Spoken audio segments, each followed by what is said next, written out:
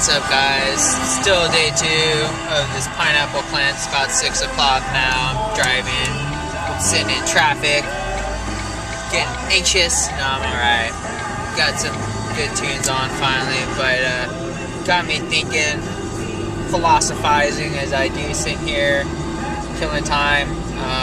Usually I'd listen to some my marketing CDs, business building CDs, mindset stuff, but my CD player's broke, which is perfect, so I can now be spewing out the information that I have gathered and condensing it into meaningful, useful nuggets of wisdom and joy.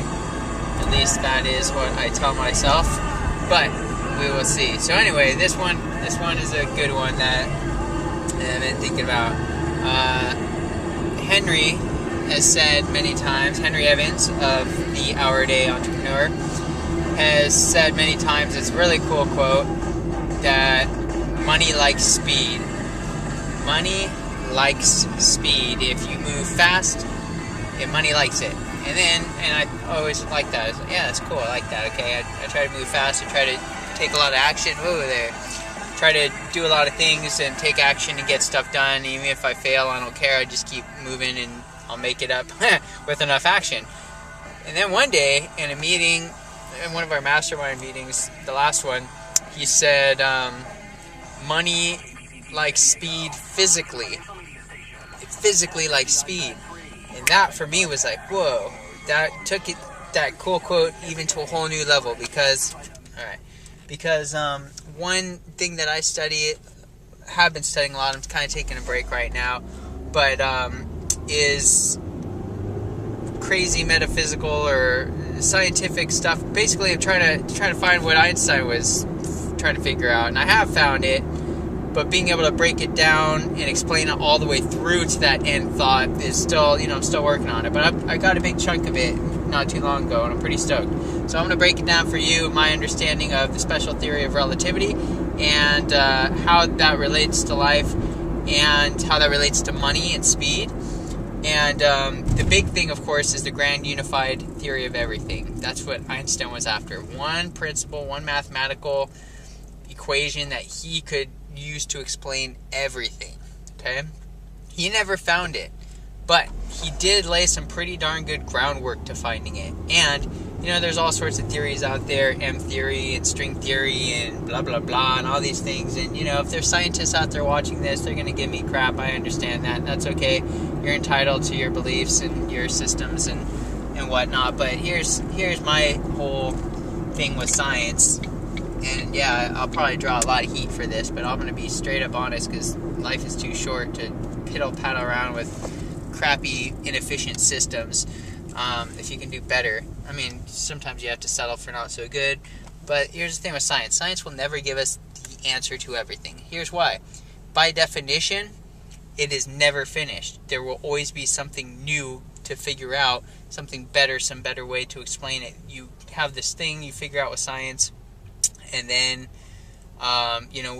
years ago, science could prove that cigarettes were good for you because, especially pregnant women, because it would lower the birth weight, which would make it easier for a woman to give birth. That was scientifically proven. Now scientists have said, you know what? That's not really a great thing. We don't want lower birth weight. We want a healthy baby, and smoking's really bad, especially if you're pregnant, okay?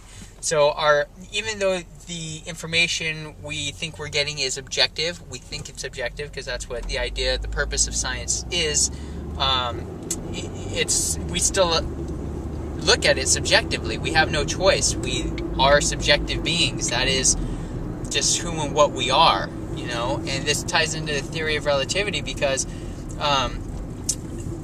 relativity, basically, the big thing with this breakthrough that Einstein had, was that everything relative to the speed of light, nothing could go faster than the speed of light. And so they kind of termed that or coined that the speed limit of the universe. Okay? Light is the speed limit of the universe. Nothing can go faster than the speed of light. Well, okay, why not? And how did we figure this out? And how do we even know what that speed is? Because what we figured out was light can go slower than it goes. Like if you put it through water, it goes a little bit slower, and or smoke or different things that block it. But if you have it in a vacuum, there's nothing blocking it. It goes this certain speed, all right? And that speed, I think it's like 186,000 miles per hour, or 186 million. I don't know the number, and of course that's a point of like, oh, how can you talk about this? But that's a freaking detail, man. Don't get caught up in the details. Just go with me, all right? So you got this speed limit. You got this light that's going really fast, okay? Now, I'm kind of off on a tangent, but we're going to tie it back in. If I were to ask you, all right, friend, I'm driving. I'm here, Black Mountain Road, Del Mar, Carmel Valley area. I want to go to this school, this academy for jiu-jitsu. How far away is it? Pretty straightforward question, right? Okay, you say, oh, it's 15 miles away. All right, then I ask my other friend, say, hey, I'm here and I'm trying to go there. How far away is it? Oh, that's about a 10-minute drive. Okay, perfect. Then I ask my third friend, I say, okay, I'm here, Del Mar, Carmel Valley, trying to get over there at Kearney Mesa. How far away is it? Oh, that's going to take you at least 2 hours by foot. Okay, all right, so same two physical distances, same two physical locations, right? If somebody says, oh, that's 10 miles, and that is my point of reference, then 10 miles is not going to change from here to there, from point A to point B, right? 10 miles is the distance, but the time can change, right? And in order for the time to change, it's going to be relative to the speed that I am traveling. If I walk, yeah, it'll take me like 2 hours to get there because I'm walking very slowly. So I'm moving through space very slowly. Now, even if I were to, before I get there, okay, so I'm moving through space very slowly. If I'm in my car driving at 65 miles an hour, then I will get there much quicker, thereby shrinking the distance.